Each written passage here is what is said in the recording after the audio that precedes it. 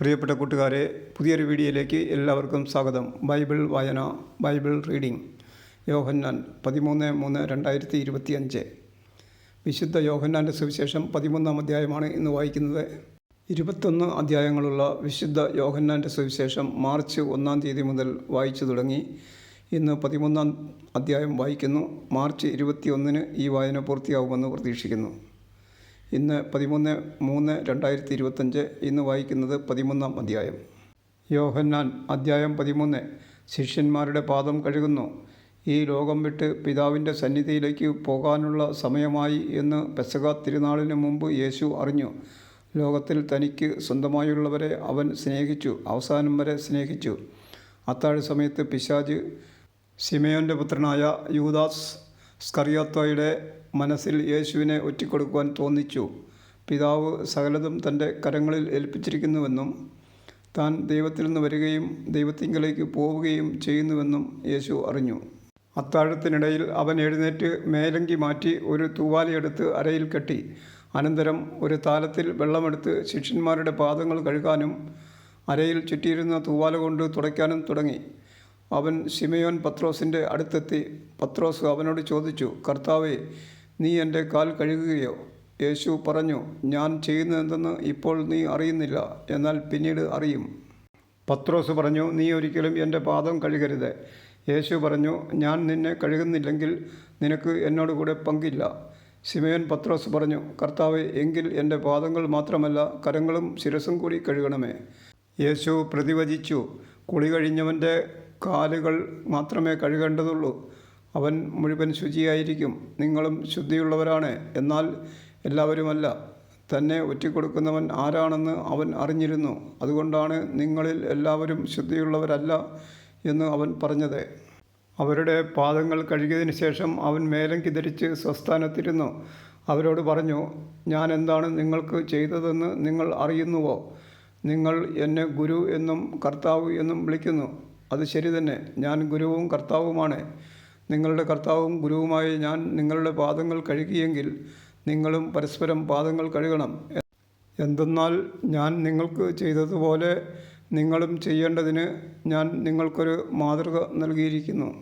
സത്യം സത്യമായി ഞാൻ നിങ്ങളോട് പറയുന്നു, ഭൃത്യൻ യജമാനനേക്കാൾ വലിയവനല്ല, അയക്കപ്പെട്ടവൻ അയച്ചവനേക്കാളും വലിയവനല്ല. ഈ കാര്യങ്ങൾ അറിഞ്ഞ് നിങ്ങൾ ഇതനുസരിച്ച് പ്രവർത്തിച്ചാൽ അനുഗ്രഹീതർ. നിങ്ങൾ എല്ലാവരെയും കുറിച്ചല്ല ഞാനിത് പറയുന്നത്. ഞാൻ തിരഞ്ഞെടുത്തവരെ എനിക്കറിയാം. എൻ്റെ അപ്പം ഭക്ഷിക്കുന്നവൻ എനിക്കെതിരെ കുതികാൽ ഉയർത്തി എന്ന തിരുവെഴുത്ത് പൂർത്തിയാകേണ്ടിയിരിക്കുന്നു. അത് സംഭവിക്കുമ്പോൾ ഞാൻ തന്നെ എന്ന് നിങ്ങൾ വിശ്വസിക്കേണ്ടതിനാണ് സംഭവിക്കുന്നതിന് മുമ്പ് തന്നെ ഞാൻ നിങ്ങളോട് പറയുന്നത്. സത്യം സത്യമായി ഞാൻ നിങ്ങളോട് പറയുന്നു, ഞാൻ അയക്കുന്നവനെ സ്വീകരിക്കുന്നവൻ എന്നെയാണ് സ്വീകരിക്കുന്നത്. എന്നെ സ്വീകരിക്കുന്നവൻ എന്നെ അയച്ചവനെ സ്വീകരിക്കുന്നു. യൂദാസിൻ്റെ വഞ്ചനയെക്കുറിച്ച് ഇത് പറഞ്ഞപ്പോൾ യേശു ആത്മാവിൽ അസ്വസ്ഥനായി. അവൻ വ്യക്തമായി പറഞ്ഞു, സത്യം സത്യമായി ഞാൻ നിങ്ങളോട് പറയുന്നു, നിങ്ങളിൽ ഒരുവൻ എന്നെ ഒറ്റിക്കൊടുക്കും. അവൻ ആരെപ്പറ്റി പറയുന്നു എന്നറിയാതെ ശിഷ്യന്മാർ ആകുലചിത്തരായി പരസ്പരം നോക്കി. ശിഷ്യന്മാരിൽ യേശു സ്നേഹിച്ചിരുന്നവൻ അവൻ്റെ വക്ഷസ്സിലേക്ക് ചാരിക്കിടന്നിരുന്നു. ശിമയോൻ പത്രോസ് അവനോട് ആംഗ്യം കാണിച്ച് പറഞ്ഞു, അവൻ ആരെപ്പറ്റി പറയുന്നു എന്ന് ചോദിക്കുക. യേശുവിൻ്റെ വക്ഷസ്സിൽ ചേർന്ന് കിടന്നുകൊണ്ട് അവൻ ചോദിച്ചു, കർത്താവേ, ആരാണത്? അവൻ പ്രതിവചിച്ചു, അപ്പക്കഷ്ണം മുക്കി ഞാൻ ആർക്ക് കൊടുക്കുന്നുവോ അവൻ തന്നെ. അവൻ അപ്പക്കഷ്ണം മുക്കി ശിമയോൻ സ്കറിയോത്തയുടെ മകൻ യൂദാസിന് കൊടുത്തു. അപ്പക്കഷ്ണം സ്വീകരിച്ചതിനെ തുടർന്ന് സാത്താൻ അവനിൽ പ്രവേശിച്ചു. യേശു അവനോട് പറഞ്ഞു, നീ ചെയ്യാനിരിക്കുന്നത് വേഗം ചെയ്യുക. എന്നാൽ ഭക്ഷണത്തിനിരുന്നവരിൽ ആരും അവൻ ഇത് എന്തിനു പറഞ്ഞുവെന്ന് അറിഞ്ഞില്ല. പണസഞ്ചി യൂദാസിൻ്റെ പക്കലായിരുന്നതിനാൽ നമുക്ക് തിരുനാളിന് ആവശ്യമുള്ളത് വാങ്ങുക എന്നോ ദരിദ്രർക്ക് എന്തെങ്കിലും കൊടുക്കുക എന്നോ ആയിരിക്കാം യേശു അവനോട് ആവശ്യപ്പെട്ടതെന്ന് ചിലർ വിചാരിച്ചു. ആ അപ്പക്കഷ്ണം സ്വീകരിച്ച ഉടനെ അവൻ പുറത്തുപോയി. അപ്പോൾ രാത്രിയായിരുന്നു. പുതിയ പ്രമാണം.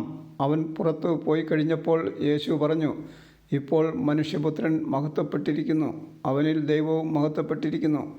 ദൈവം അവനിൽ മഹത്വപ്പെട്ടുവെങ്കിൽ ദൈവം അവനെ തന്നിൽ മഹത്വപ്പെടുത്തും, ഉടൻ തന്നെ മഹത്വപ്പെടുത്തും എൻ്റെ കുഞ്ഞുങ്ങളെ, ഇനി അല്പസമയം കൂടി ഞാൻ നിങ്ങളോട് കൂടെ ഉണ്ടായിരിക്കും.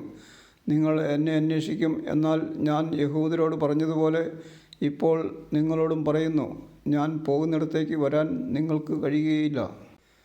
ഞാൻ പുതിയൊരു കൽപ്പന നിങ്ങൾക്ക് നൽകുന്നു. നിങ്ങൾ പരസ്പരം സ്നേഹിക്കുവിൻ. ഞാൻ നിങ്ങളെ സ്നേഹിച്ചതുപോലെ നിങ്ങളും പരസ്പരം സ്നേഹിക്കുവിൻ. നിങ്ങൾക്ക് പരസ്പരം സ്നേഹമുണ്ടെങ്കിൽ നിങ്ങൾ എൻ്റെ ശിഷ്യന്മാരാണെന്ന് അതുമൂലം എല്ലാവരും അറിയും. പത്രോസ് ഗുരുവിനെ നിഷേധിക്കും. ശിമയോൻ പത്രോസ് ചോദിച്ചു, കർത്താവേ, നീ എവിടേക്ക് പോകുന്നു? യേശു പ്രതിവചിച്ചു, ഞാൻ പോകുന്നിടത്തേക്ക് ഇപ്പോൾ എന്നെ അനുഗമിക്കാൻ നിനക്ക് കഴിയുകയില്ല, എന്നാൽ പിന്നീട് നീ അനുഗമിക്കും.